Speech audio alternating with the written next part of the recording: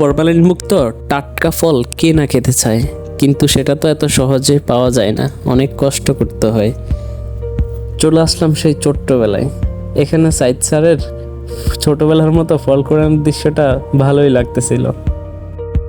আলহামদুলিল্লাহ, নিজের গাছে জামরুল মেডিসিন ব্যতীত খুবই সুস্বাদু জামরুল নেওয়া হলো নিজের প্রজেক্টের থেকে। আরো মাটি কাটাচ্ছি, এখন বাঁধাচ্ছি করতেছি ইনশাআল্লাহ। নিজের জমির ভিতরে আম গাছ আছে, সুপারি গাছ আছে, পেয়ারা গাছ আছে। পেয়ারা গাছে পেয়ারা ধরছে, সুপারি গাছে সুপারি ধরছে, অনেকগুলো ইনশাআল্লাহ পেয়ারা ধরছে, অনেকগুলো পেয়ারা ধরছে, জাম্বুরা ধরছে, লেবু ধরছে ইনশাআল্লাহ। সব রকমের ফল মোটামুটি। তারপরে অমরুকি গাছ আছে, তেজপাতা গাছ, দারচিনি গাছ, তেজপাতা গাছ,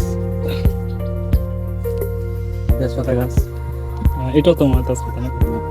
এটা হলো মালটা গাছ। আচ্ছা, এটা হলো দারচিনি গাছ। অত্যন্ত সুন্দর করে ওনার পছন্দের ফলের গাছ দিয়ে সাজিয়েছেন এই প্রজেক্টটি। বর্তমানে কিছু কাজ পেন্ডিং থাকার কারণে এখন মাটি কাটাচ্ছে।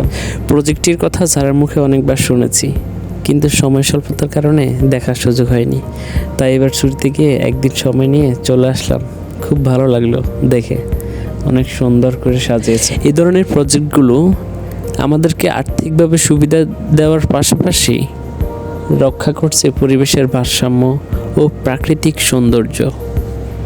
আপনারা চাইলে এরকম প্রজেক্ট তৈরি করতে পারেন।